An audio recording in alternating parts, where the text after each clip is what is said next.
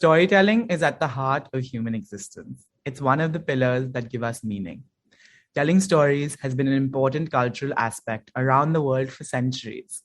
It captivates the miracle of our minds, being able to see the world as it isn't, being able to remember our past and imagine our future. It even has the power to bring us closer to each other. Stories help us transport, they also help us identify. Princeton's study on brain imaging actually shows how the more the listener understands, the closer the brain waves mirror that of the speaker. There's a Native American proverb that goes, "Tell me the facts and I'll learn. Tell me the truth and I'll believe. But tell me a story and it will live in my heart forever." And I think that's what stories do. They live in our hearts forever.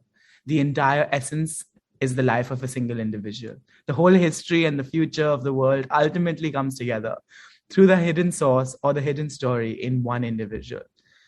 So look back into the past and see what you remember of the people you loved, whether it was Martin Luther King's story that he had a dream and the impact that story had on movements across the world. Look at the communities that form today around movies, around shows. The power of the collective lies in the person telling the story. Storytelling means belonging, it means transcendence, it means purpose, it means meaning. And all stories are altered in telling, yet they continue to be told because stories have this birthing seed of renewal. It's like you meet again for the first time. So when people come out of storms, they won't be people that walked in, but that's what the storm is all about, right? That's what gives them the power. To meet someone as where they are today with all the effort they've put into themselves. The space where they can be them is where they are today, right? So if a person is doing the work, is transforming in their life, is vibrating higher, you no longer know them or their story. There's a power in words. There's a power in being able to explain yourself and articulate what you know and feel and believe and see the world and yourself the way you do. So I think just beneath everyone's surface, we're all living in another world and another world the deeper you go. So find that world, own that story. I think that's what storytelling is all about.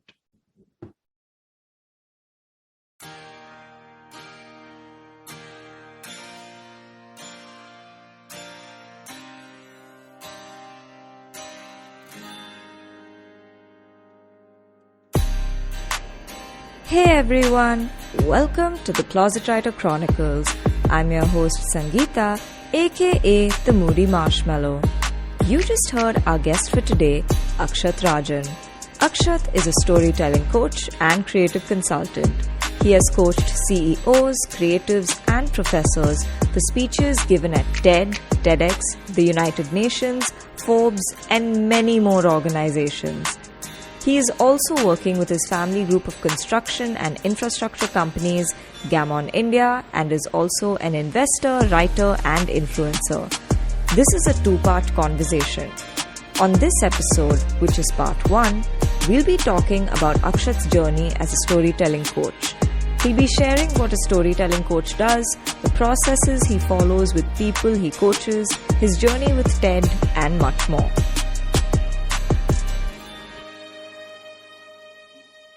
Hey everyone, welcome back to the Closet Writer Chronicles. I am so excited to have with me Akshat Rajan on the show this week. Welcome to the show, Akshat. So good to have you here. So happy to be here, Sangeeta. Thank you for having me.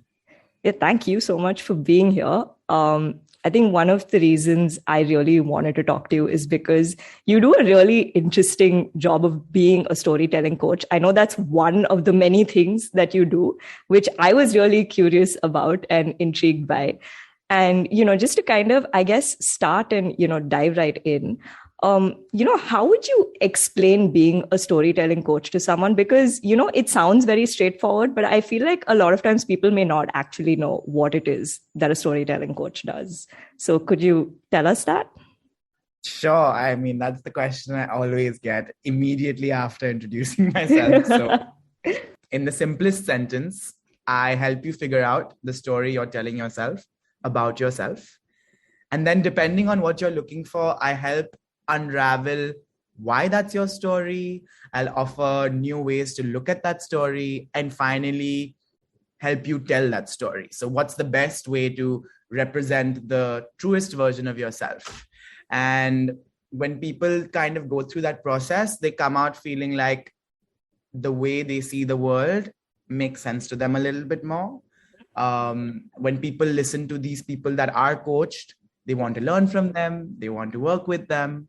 So that's the vibe. That's actually really cool. And I don't know, would you say it's also, I guess, in a way, a bit cathartic and maybe even therapeutic for them and for you, in a sense, going through this process? Oh, 100%.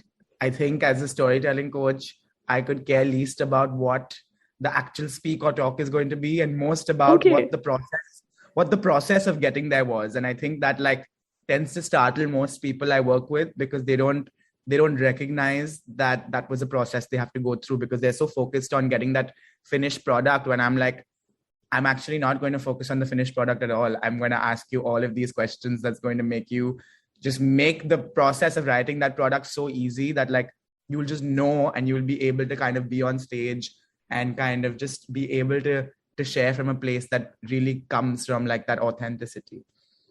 Wow, no, that's really cool. Can you take us through a process? Because I would imagine every person is different. So I'm assuming your processes would also be different depending on the person. But in general, is there like a specific, I don't know, method you follow approaching, people while trying to get them to tell their stories? Sure. I think in the beginning, I go very macro. Okay. Because usually the talks are quite specific, or they're giving an interview about something they've done or something they've achieved. And so I'm like, before we get to that, let's figure out the person you were before this achievement or before milestone, right? Because I think that becomes important in the narrative, because obviously some shift has happened in order for them to be invited to speak somewhere, because most of the people I work with are CEOs, are celebrities, are people who are being invited, who are being asked to share their story, right? So initially I go very macro. I do something called a life assessment survey. Okay. I kind of ask them to score their life and in different aspects. So if they feel like they've developed their spiritual potential, if they feel like they've been able to steward their resources, if they've and based on that, we kind of see the parts of their life that are their strengths, and the parts of their life that are their weaknesses. And from there, I have a few kind of people whose work I follow, some psychologists, and I introduce all of my clients to these processes. So I follow the work of Brene Brown, because I would say she's like a thought leader in accountability and courage and shame and in authenticity and trust. I expose my clients to her work. Similarly, there's another psychologist, Emily Esfahani Smith, who talks about meaning and the 4 pillars of meaning, out of which storytelling is actually one of them. So I take the speakers through kind of where they get meaning from in their life, because that's actually a huge part of their narrative, right? For some people, it's about the relationships around them. For some people, it's about the purpose or the career and the work they're doing. For some people, it's about spirituality and transcendence, or any form of transcendence, right? Dance, cooking, listening to music, anything that makes you forget time and space. And the last pillar is actually storytelling. It's the one that you actually have the most control over, but the one that you probably think about the least. And I think I want to be the person who like makes people realize that that's the pillar of meaning that like we need to be focusing more towards. And usually life stories go on for 5 to 6 hours. When I meet someone for the first time, it's from the minute they were born to all the big things they went through, to all the transformations they had, to all their key milestones. It's like a lifeline of sorts. And I think in that, as I'm listening, as I'm taking notes, as I'm recording, I'm understanding the story they've told themselves about their lives, or what brought them to be the person they are today. And once you have that, and once you've absorbed that truly as a coach, being able to walk into the lens of the client or of the person who's about to give the story is so easy, at least for me, after doing it so many times, that now I can see the world the way they see it, and I can like play around a little. Like and like change this string here and change that string there, and like help them connect a few events together. I look at stories as loops, and Right. Okay. and I expose the clientele to like understand that process. And I'm like, look, there was this one thing that happened so many years ago. Do you think it's related to this one thing that happened last year? Oh, wow. And do you think like that loop has closed, or do you think like the loop of a certain lesson in your life has closed? And if not, then why hasn't it closed? And I think as I've understood the story, it's like a form of narrative therapy. I'll go into like the parts that like pique my interest the most, or the parts where I feel there's more to tell, or there's more to explore. And once we've done that, I come to whatever they actually want to give the talk about, or Wow. whatever they are being invited to talk about. Because once I have that in my bank absorbed, I'm able to create the story around the actual thing based on that. Because I think all stories or all ideas that are worth spreading come from the journey of the person who's been behind that idea, or who's come to that idea. A big part of it after becomes writing that story, right? And putting it on paper, rethinking about the sentences and being like, is every sentence coming out in the way we want it to come out? Is every sentence intentional with who we are? So then it becomes a little bit more nitty-gritty and more about what has come out of the process. Oh, that's incredible. And that sounds like such a fulfilling process almost, because I feel like like with each person you work, it's almost as if like, I don't know, I guess it's like the concept of a human library, right? Where you're almost like really getting to know them as, stories themselves, and kind of figuring out, okay, what is it that we can present about you that would, make the most impact, and that would really send out your true essence in a way, which I think is really cool. And I'm trying to attempt something similar with this podcast. So I get the excitement of doing it completely, which I think is really cool. But, having said that, since you've worked with so many people, then I wonder, and, obviously you've done this over a period of time, which is why now I would assume there is a certain system in place, and you know the beats around it, and, how to kind of, I guess, deal with different types of, people you're coaching. But, just starting out, and I guess maybe even somewhere along the way, and maybe even today, are there moments where you feel like this is a lot of, energy or intensity to take from someone? And have there ever been, times where you feel like maybe there's something that's triggered you, or, sort of affected you in a way by what someone is saying? Because, because even in, say a TED talk or, other conversations, there can be really triggering topics sometimes people talk about. So as a coach, have you ever faced an issue where something's triggered you and you're just like, okay, how do I deal with this? Because this is triggering me as well. How do I kind of, deal with this for my own, mental health, so to speak, but also present it in a way that's not as, I guess, shocking or, triggering for someone else? Oh, 100%. I think I've been constantly exposed to types of people I haven't met before, to types of situations I haven't been a part of, to types of things that have exactly been my journey. I feel like there are a lot of people who've come my way more for me than for themselves. Okay. That makes sense. I'm like, and I think it's all about kind of figuring out that balance, because you're right. There was a time where I was coaching, say, 10 to 12 people at a time, and I felt like it was extremely draining because that code switching between people, like I said, like I like to immerse myself in someone else's story when I'm working with them. And I don't think it's easy to do that when you're working with a lot of people at a time. And so I have definitely put a limit on the number of people I work with at one time.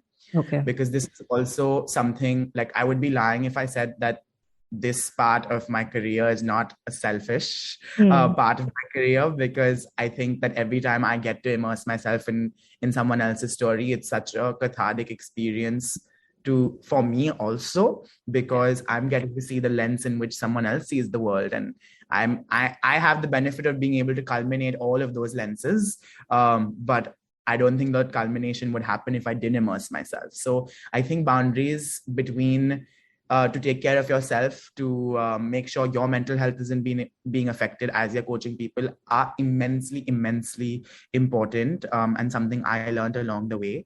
And I also realized that I got a lot more out of a process when it was just 2 or 3 people at a time rather than multiple people at a time, and I was able to kind of, I think there is definitely a level of empathy or active listening that after a certain point gets saturated or gets exhausted. And so in order to kind of give the people I'm working with the type of empathy I want to give them, the type of active listening I want to give them, the space for me to be able to hold that space, because I always see that being in this space and helping people become better versions of themselves means that I always have to be the best version of me.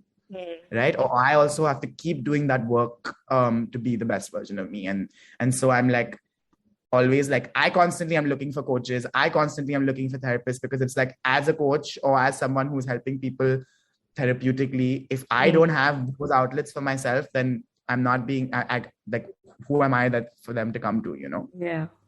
No, that's really cool to hear about, because this is something like I wonder, because since you're working so closely with people and, kind of managing that whole energy balance in a way of like, okay, I'm still myself, they're this person, this is the divide, this is the boundary, and we're still going to do this. So I think it's really interesting to kind of, hear about that. But also, then coming into, I guess, the beginning of it all, when did you decide that you wanted to become a storytelling coach? Because it's not the most conventional career choice for a lot of people. So, what kind of, I guess, inspired you to, take that decision and be like, hey, this is something I want to do? I didn't decide. Oh, okay. It's a funny story because I started off really young, and what I was interested in was having platforms for people to learn from each other, and it started when I was organizing a TEDx event in my high school. Okay. So my friend and I were the world's youngest TEDx organizers at the time. We were only 13. Oh, wow. And I guess we would just watch we watched a bunch of TED Talks, and we were like, we learned more from that than we have from most of our classes. So why aren't we listening to more of these? Or like, why aren't we having this as part of our education? So I think it came from there. But when we were like, let's put this talk show together and let's get really cool people to like teach the audience, it became about the show as a whole initially, and about like, oh, if I can expose a person to one type of person, second type of person, third type of person, fourth type of person, then the audience's mind just like will expand by the end of it. And like, that's the expansion we need in this world. And that's real education. It comes from experience. So we got like this Bible from TED to like have these events. We got a license from them in order to have it. And so like X in TEDx is like independently organized TED event, right? So yeah, so it means that you have a license from TED to have it, to have the event in their name, but you have to follow like a 300-page rule book, and you are like audited, and like there's like a mentor and there's an ambassador, and they have to make sure your event followed all the rules in order for you to get a license again the second year around.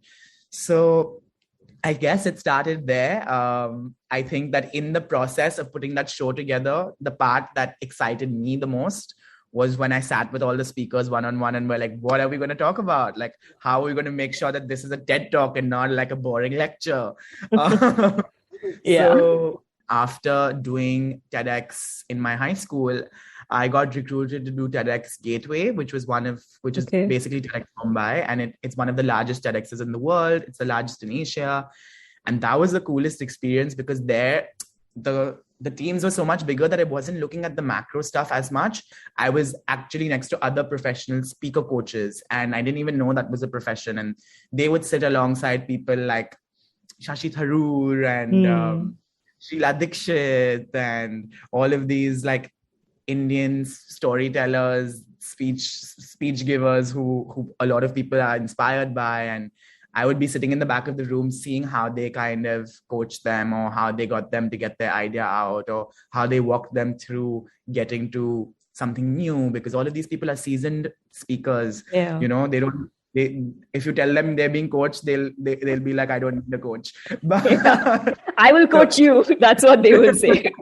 Exactly. But I think you have to go like, it's a discussion, like, we Yeah. figure it out together. We want you to be the best, and that's why we're here. And you kind of have to go from that part or that lens. And then post that, I went to college and I became the curator of the TEDx at my university for 4 years.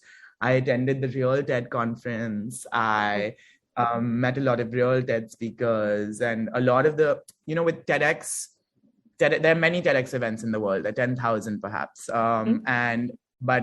And there are so many talks that they produce every year. But the dream of every TEDxer is that my TEDx talk at my local event will get selected to be a TED talk on the TED website. Right. And that's what TED does. They go through all of these thousands of talks every year, but they pick around only like 250 per year to become a TED talk. And the TEDx YouTube channel probably has like millions of views, but everyone knows the TED YouTube channel or the TED.com has billions of views, literally. Yeah. So for a talk to like show up on that website and like every time a new talk is added, it's on the homepage, it goes out on email, stuff like that. Automatically, it becomes exponential, and that actually finally happened in college when 2 of the talks I coached ended up becoming actual TED talks. Oh, wow. Which ones were those, if I may ask? Yeah, so both were professors at Tufts that I was working with. Yeah, they were both quite sciencey talks, which is something usually I'm like not a strong like field for me. But at the same time, I think the reason they both worked is because of our collaboration and because of the fact that I was able to kind of bring the creativity to an otherwise very boring science lecture, and and I think both the professors recognize that, because I think one of them was about floppy fish. Like the professor was doing research on like the floppiness of a fish and like how it affects their movement, which was very cool, right? Because he would study eels and how eels move versus how other fish move, and how there's like a fluidity in eels that the other fish don't have, and like what those muscles mean, and how if machines were able to mimic that fluidity today, if we understood that fluidity in fish and machines were able to mimic that, robots were able to mimic that, if we were able to create that in a lab, then we would be able to we would be at like the precipice of the next kind of frontier in technology, because motors and the way things move would become so much more intuitive or become so much more sensitive, and that would make leaps. So he would actually he had a whole lab set up at my university where he would conduct these research on these fish and kind of see how they could be used in like industrial and like more like products around the world. So that was one of them. And then the other one was Lara Durgovich. She was talking about evolutionary medicine, again, which you would think like is a boring topic, but she essentially talks about evolution and how it's all about compromise.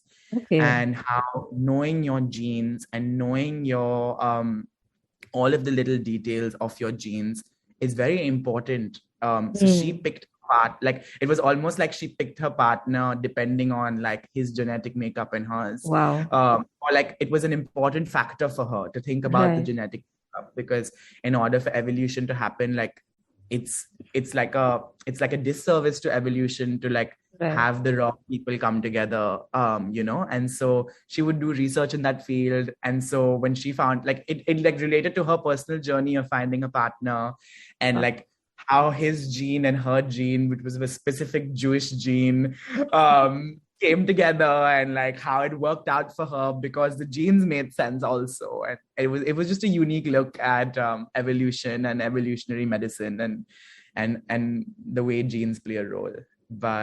But yeah, long story short, I think while working with people, I got my favorite part was that one-on-one, and I got like this front row seat of like doctors, filmmakers, CEOs, clowns, hackers, dancers, all types of people, and like the way they make sense of the world around them and their place in it.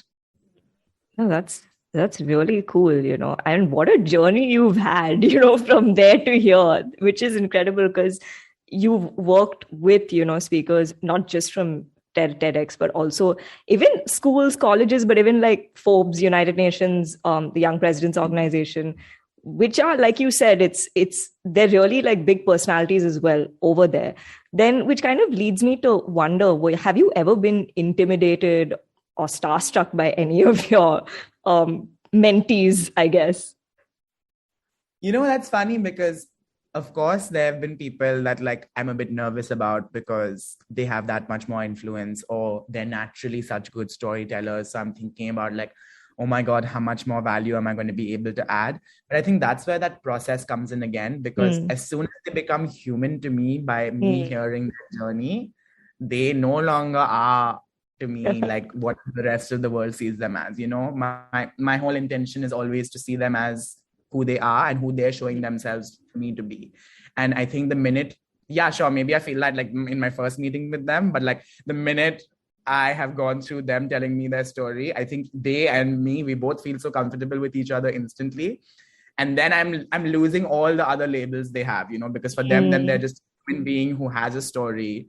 And I'm like, now let's see what this story could mean for all the people that you're going to influence or all the people that are around you. And if you don't know your story, then how are other people going to learn from your story? And how are you going to be able to scale yourself without other people learning from that story? So yeah, I think that shift into the UN and YPO and Forbes kind of just happened very naturally, because after I did this, like people would just like, there was like a word of mouth situation that like, oh, he helps people, or like people I'd worked with him asked me to come work with them again when like they were giving another talk, because usually these platforms don't provide speaker coaches to these people, So if someone who is going to get an opportunity to speak on a platform like that feels like, why should they waste it? So they started seeking me out and going like, oh, can you help?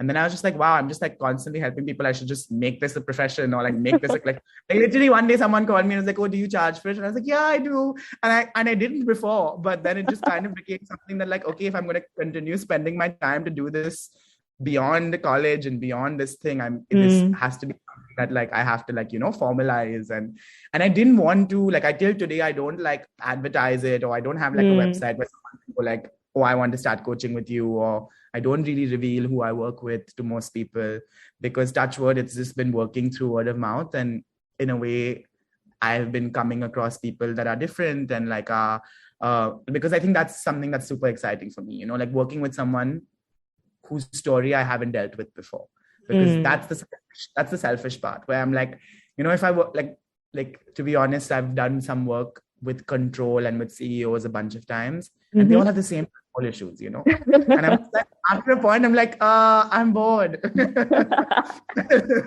This isn't working for me anymore. What else can I, talk about? I'm like, I don't want to deal with control issues. So when someone tells me I have control issues, I'm like, I've dealt with that enough. Been there, done that.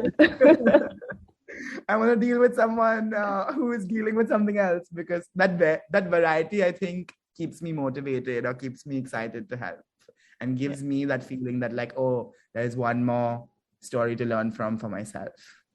No, but yeah, that's amazing. And then like, what makes a good storyteller for you, considering you've worked with so many people, you've seen so many people speak about their life stories, or, whatever it is that they're talking about. So then what for you makes a good storyteller? I think there's a bunch of things, but all of them are very small things. And I'll kind of take you through a few of them, because I think like the baseline, one thing that everyone has in common is that all of these people have a great relationship with themselves. Okay. And I think I get a front row seat to see that relationship, because I'm watching them talk about themselves, or watching them see how they talk to themselves, right? Like if someone like saying like, oh, then I said, oh, I was stupid and I did this, I'm like, okay, this person isn't being generous towards themselves, or this person's looking at themselves in a way that they perhaps shouldn't. And I think when someone is cognizant of that, when someone realizes, because today, if someone else came to you and said like, I'm going through this, you're not going to tell them they're stupid. Yeah. You're going to be like, it's okay, it worked. But you don't use the same language you use with others with yourself. That's true. And so that's the scary part, or that's the part where I feel like I have to like be actively listening to see the way in which they talk to themselves. Because when they're telling me their story, I can tell why they're taking decisions, or like what's that like fuzzy part between saying yes and between saying no. And that's where you kind of get like the gold of like, okay, this person talks to themselves in this way, and this is what we need to work on. But most people who are sharing stories, who are storytellers, who are able to inspire others, have that sorted out. They do have that great relationship with themselves, and they build on things that they were curious about. And so when they've kind of given time and space for things they were curious about to come out of them, it naturally makes someone else feel like, wow, this person's really thought about this, or wow, this person's really been through this. And I think I would say that a good storyteller understands that meaning that something holds in their life in ways others don't. I think they come from a place of why. Simon Sinek always says in the Passion Circle, if you've heard of it, like you have to start or come from a place of why. That's the core of your being. You can't say I'm a storytelling coach. It has to be, I want to move people. Like the fact that you're a storytelling coach is irrelevant, but the fact that you want to help people grow, or the fact that you want to move people is the core, or is the why you do what you do. Right. And a lot of good storytellers know their why, and they've sat and done the work to kind of figure that out and live that. So that's another thing that I think good storytellers have. Another one would be transcendence, like I was talking about before. I think all good storytellers, even though they are attached to the story, they also understand detachment and dispassion as well.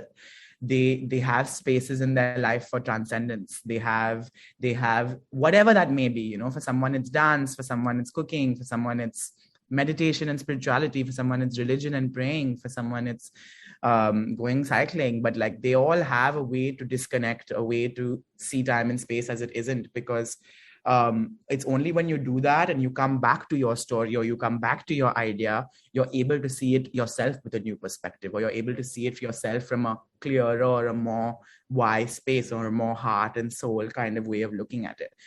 So I think those are a few things. I think in general, like you'll see these opposite values come up in storytelling. And I think a good storyteller knows the center is the way, or knows that like in order to like achieve a sense of wholeness or achieve that sense of loop, you have to be able to integrate the contraries, because stories usually have this oscillation between one extreme and the other, and the story ends in like you finding that balance, or you finding that center, you seeing all the hardships, or you seeing all the good stuff, and then coming to the middle of it.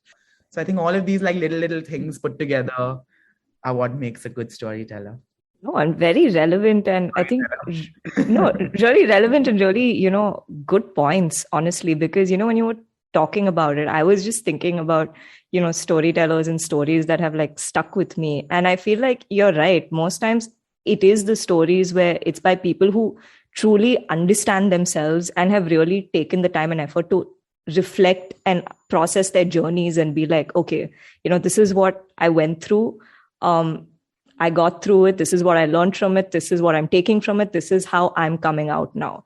And, walking the path that I'm walking. So I completely resonate. And in fact, this kind of segues into another question I had, because there's this one TED Talk which really inspired me, like back in 2015 or 16, because I resonated so much with it. It was by Emily Wapnick, and she spoke about multipotentialites. So a multipotential, for listeners who may not be aware, a multipotentialite is basically someone who's interested in more than one or two things, who has like various interests. And a lot of times these people don't even really have a fixed career, or are not happy with a fixed career path. And there have been cases of people who are considered multipotentialites who kind of combine their varied interests and, try to make careers for themselves. So having said that, I would say you are a multipotentialite, Akshat, because, you are a writer, storyteller, a storytelling coach, but you're also an investor, you're in real estate, project management, you're doing a bunch of things that sort of make you. It's not just one or two things. It's a combination of things that I'm assuming that you really enjoy and believe in, and hence you're kind of really creating your own path and niche. Having said that, what has your own journey with identity been like? Has there ever been, I don't know, I guess, conflict or confusion about identity, because, I feel like the world is constantly trying to push people in terms of, you're in this box, this is the label you're going to be attached to. So what has your own journey been like with, identity, and I guess figuring yourself out and being like, hey, these are the things I want to do. I don't care what people have to say or whatever.